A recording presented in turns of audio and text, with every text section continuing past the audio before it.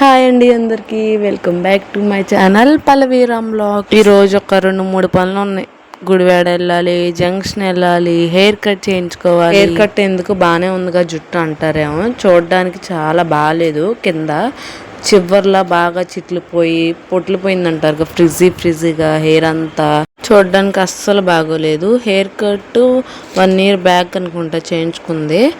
బాబు నీళ్ళేసుకోకముందు తెలిసినాక hair cut ఏం చేయించుకోలేదు, కానీ తెలియకముందే hair cut చేయించుకున్నాను. ఇంకా తర్వాత అసలు కుదరలేదు. బాబుని కన్సీవ్ అయ్యని తెలిసినాక ఇంకా హెయిర్ కట్ జోలే తీయలేదు. ఎప్పుడు హెడ్ బాత్ చేసిన హెయిర్ని 2 పార్ట్స్గా తీసుకొని ఇటువైపు అటువైపు చివర్లో దూకుంటా పైకి రావాలంట అనుకుంటాను. కానీ పిల్లలతో లేదా మా ఆయన కంగారు పెట్టడంతో ఎలా పడితే అలా దువ్వేసుకొని ఇంకా రెడీ అయ్యి వెళ్ళిపోతూ ఉంటా. నేను అన్నం తినేది కుడి చేత్తోనే, కానీ ఫ్రంట్ కెమెరా వల్ల ఎడం చేత్తో తిన్నట్టు అనిపిస్తుంది. ఇరువా దగ్గరికి వెళ్ళి బట్టలు తీయాలంటే పెద్ద తలకాయ నొప్పి. అవన్నీ జరిపి తీసి మళ్ళీ పెట్టాలి, లేదా ఒక్కటి మర్చిపోయినా మళ్ళీ పాపా బాబు ఇద్దరు బొచ్చున్నారు. వీళ్ళు పడుకుని లేసేపాటికి నా పని అంతా చేసుకో అని రోజు అనుకుంటా వాళ్ళు పడుకున్నప్పుడల్లా. కానీ నా పని అవ్వదు, వాళ్ళు మాత్రం లెగిసిపోతారు. పనుల సంగతి పక్కన పెడితే ఒక్కొక్కసారి అయితే అన్నం కూడా తినేవారు వీళ్ళిద్దరు సరిగ్గా. ఇద్దరం కలిసి భోజనం చేసే అంత టైం కూడా ఉందో. ఒక్కొక్కసారి ఏమో బాబుని మా ఆయన పట్టుకుంటాడు నేను తిన్నప్పుడు, మా ఆయన భోజనం చేసినప్పుడు నేను పట్టుకోవాలి బాబుని. ఇంకా రోజు ఇంతే తినేటప్పుడు. గుడివాడ వెళ్ళే పని ఉందన్నాను కదా, ఇంకా బుడిదాని చెవులు అయితే ఊడిపోయింది. 1 month కూడా అవ్వలేదు చెవులు కుట్టించి. నాకు చెవులు కుట్టించినప్పటి నుంచి ఏదో ఒకటి ఆ చెవికి పట్టడం, కొంచెం వంకరగా అవ్వడం, డ్రెస్సులు లేదా దుండుగా లేబులు. నా హెయిర్ నాతో ఆడినప్పుడు నా హెయిర్ పట్టేసింది. అలా 2-3 సార్లు చూశాను, కొంచెం వంకరగా వెళ్ళింది. సరి చేయొచ్చులే తను పడుకున్నప్పుడు అనుకున్నాను, ఇంకా అవ్వలేదు. నేను కూడా మొన్నేగా కుట్టించింది, అప్పుడే ఊడవలే, సరి చేద్దామని అన్నట్లు వదిలేశాను. ఇంకా ఏం పట్టిందో ఏం తెలియదు. తను ఆడుకుంటుంటే పడిపోయింది. ఇంట్లో బయట మొత్తం వెతికిన తర్వాత ఇంకా డ్రెస్సింగ్ టేబుల్ దగ్గర అయితే దొరికింది. ఆ చెవు పోగులు తీయించేసి వేరే చెవు పోగులు అయితే పెట్టించాం. అందుకే ఏడుస్తుంది, నాకు వద్దు వద్దు. గోల్డ్ షాపు ఎక్కడైతే అవి తీసుకున్నామో అక్కడికి వెళ్ళి అడిగి, ఆ చిన్ని చెవులీలకి తీసుకున్నప్పుడేమో 12,000 మేము కట్టింది. వాళ్ళు సహానికి రేటు కట్టారు 5,500 చిల్లరో ఎంతో కట్టారు. 1 month కదా అయిందండి మేము తీసుకునే అంటే, మీరు కొనేటప్పుడు వాల్యూ ఉంటుంది, మాకు తీసుకొచ్చి ఇచ్చేటప్పుడు వాల్యూ తక్కువగా ఉంటుంది. ఇంకా ఈరోజు కొని రేపు తీసుకొచ్చినా అంతే రేటు కడతామమ్మా. ఇందాక ఒక కవర్ లాంటిది చూపించాను కదా, అదైతే రేషన్ కార్డు వచ్చింది. పోయిన సంవత్సరం ఆగస్టు నెలలో అప్లై చేస్తే ఇప్పుడు వచ్చింది. అంటే మధ్యలో మా అత్తయ్య వాళ్ళ దాంట్లో ఎక్కి తర్వాత సపరేట్ చేసిన తర్వాత మళ్ళీ ఇప్పుడైతే కార్డు వచ్చింది మాకు సపరేట్. గుడివాడ నుంచి ఇంటికి వచ్చి ఇల్లంతా సర్దుకుని ఎక్కడెక్కడ పడేసానుగా వెళ్ళేటప్పుడు మళ్ళీ ఇల్లంతా సర్దుకుని ఇంకా జంక్షన్ అయితే వెళ్తున్నాం. ఒక 2-3 పనులు ఉన్నాయి జంక్షన్ వెళ్ళటానికి, ఇంకా అందుకనే బయలుదేరాం. కాన్మోల్లో చెత్త కుట్టేసింది వాన. బుడ్డిగాడు బుడ్డదంతా తడిసిపోతామని ఇంకా ఒక పక్కన అయితే ఆగాం. 2-3 పనులు అన్నాను కదా, 2-3 పనులు అన్నీ నా పనులే నిజం చెప్పాలంటే. ఒకటేమో హెయిర్ కట్కి, 2 ఐబ్రోస్ తీయించుకోవడానికి. ఇక్కడ దాకా రావాలా, గుడివాడలో తీయించుకోవచ్చు అంటే గుడివాడ అంతగా నాకు తెలియదు. ఇంకా గుడివాడలో ఎక్కడ ఉంటాయో కూడా తెలియదు. ఒకవేళ బోర్డు చూసి వెళ్ళినా కూడా అదే టయానికి వాళ్ళు ఉంటారో లేదో తెలియదు.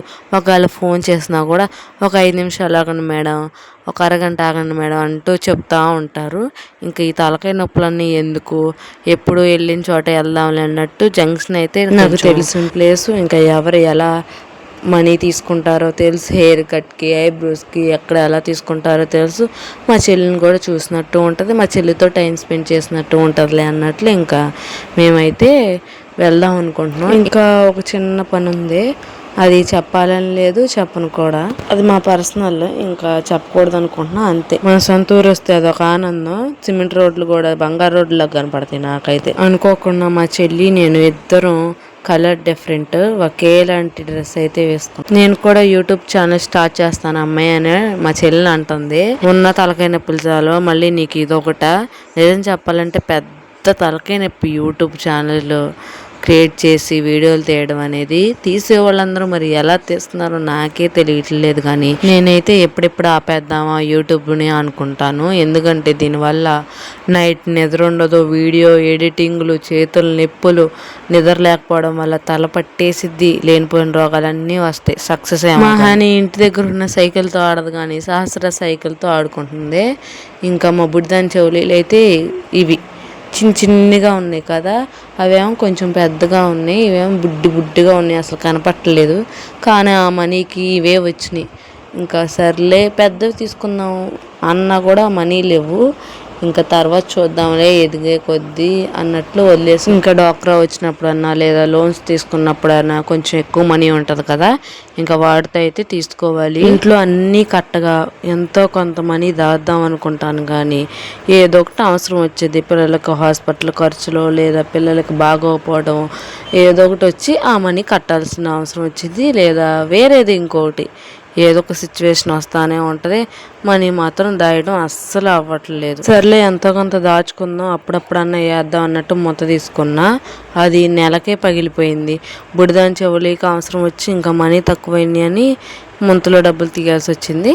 ఇంకా మొంత పగిలిపోయింది, అయిపోయి. ఇంత వయసు వచ్చిన 2 పిల్లలను కన్నా కూడా కుక్కల భయం మాత్రం పోలేదు నాకు. ఎప్పుడైనా ఎదురొచ్చినా లేదా వెనకాల ఇలా వచ్చినా దేవుడా అనుకుంటూ అక్కడ అవి వెళ్ళిపోయేదాకా అలానే ఉంటాను నేను. పార్లర్ అక్క అయితే కాల్ చేసి ఇంకా రండ్రా అని చెప్పింది. మా హనీ అయితే నా హెయిర్ కట్ చేస్తే దానికి ఎందుకో బుడ్డిది బాగా ఏడుస్తుంది, నా హెయిర్ కట్ చేయొద్దనంట. నేను ఎప్పుడైనా జడ పైకి క్లిప్ పెట్టుకున్నా అంతే, అలా వద్దు జడేసుకొని ఏడ్చిద్ది. మా బుడిది ఏంటో నాకేం అర్థం కాదు. పోయినసారి హెయిర్ కట్ చేయించుకున్నప్పుడు ఇక్కడ కాదు వేరే చోట కట్ చేయించుకున్నాను, అక్కడైతే నాకు 250 తీసుకున్నారు. ఓన్లీ స్ట్రైట్ కట్టే. ఇంకా బటర్ఫ్లై లేదా వీ కట్ లేదా యూ కట్కి అయితే 500 అలా తీసుకుంటారంట. నేను ఓన్లీ స్ట్రైట్ కట్కే కానీ 250 తీసుకుంది. ఈ అక్క మాత్రం 100 తీసుకుంది. ఇక్కడ కూడా ఈ అక్క కూడా you cut, we cut, butterfly cuts ఇంకా చాలా ఉన్నాయి, అవి కూడా చేసేది. కానీ నాకు ఓన్లీ స్ట్రైట్ కట్ చాలు. ఒకవేళ బటర్ఫ్లై కట్ చేసుకున్నా జడేసుకున్నప్పుడు పీసులుగా వచ్చేసిద్ది బయటికి, అవన్నీ మనకు సెట్ అవ్వబ్బా, ఇది ఒక్కటే చాలన్నట్టు ఇదైతే చేయించుకున్నాను. ఫస్ట్ టైం ఐబ్రోస్ అయితే తీయించుకున్నాను. నా ఎక్స్పీరియన్స్ ఎలా ఉందంటే డబ్బులు ఇచ్చి నొప్పి తెచ్చుకున్నట్టు ఉంది నాకు. ఇది మా అమ్మమ్మ వాళ్ళ ఇల్లు. ఇది వరకు అయితే మేము ఉండేవాళ్ళం, ఇప్పుడు మా తాతయ్య ఉంటున్నాడు. ఇప్పుడైతే ఇది మా ఇల్లు కాదు, కానీ చాలా మెమరీస్ ఉన్నాయి మాకు ఈ ఇంటికి. ఇదంతా బయట ఖాళీ ప్లేసు, ఆ 2 మంచాలు మావే. ఇంట్లో ప్లేస్ లేక నేను తీసుకెళ్ళలేదు, మా చెల్లి కూడా అదే పరిస్థితి. ఇక్కడ ఈ ప్లేస్లో అంతా మా అమ్మ అయితే మొక్కలు పెట్టేది, అవన్నీ తీసేశారు మా తాత వాళ్ళు. ఉన్నాయే 2 గదులు, ఇంకా ఇదైతే బెడ్రూము, ఆ పక్కనైతే వంటగది. ఇక్కడైతే మంచం వేసుకునే వాళ్ళం. మా తాత ఏం తోచక సీరియల్ చూస్తున్నాడు. రోజు అలవాటైంది మా తాతకి సీరియల్ చూడడం. ఈ అల్మార అంతా బట్టలతో నిండిపోయేది, బీరువా లేకపోవడం వల్ల మాకు. ఈమె మా అమ్మ. ఇంటికి వచ్చినప్పుడల్లా ఏదో తెలియని హ్యాపీనెస్. ఇక్కడే ఉండేవాళ్ళం కదా, ఆ మెమరీస్ అన్నీ గుర్తొస్తూ ఉంటాయి. ఇంటికి వచ్చినప్పుడల్లా మా ఇంటికి అస్సలు వెళ్ళాలనిపించదు, ఇక్కడే ఉండిపోవాలనిపించింది. కానీ మా అమ్మ ఉంటే బాగుండు అని ప్రతిసారి అనిపించింది ఇంటి దగ్గరికి వచ్చినప్పుడల్లా. ఇదైతే వంటగది. నా పెళ్లికి వేసినట్టున్నారు ఈ పెయింటింగ్స్. ఇప్పుడు దాకా అసలు చెక్కు చెదరలేదు. ఇక్కడైతే మా అమ్మ వంట చేసేది, ఇంకా ఇదే ఇక్కడే వంట చేసేవాళ్ళం. ఇక్కడ ఎన్ని సామాను ఉండేవి, ఆ పక్కన అలమారలో కూడా సామాను సర్దుకునేవాళ్ళం. చూస్తుంటే అవన్నీ మెమరీస్. వీడియో వాయిస్ ఇస్తున్నా కూడా నాకు అవన్నీ గుర్తొస్తూ ఉన్నాయి. సేమ్ ఇదే ప్లేస్లో కొట్టుకునేవాళ్ళం, తిట్టుకునేవాళ్ళం మా చెల్లి నేను.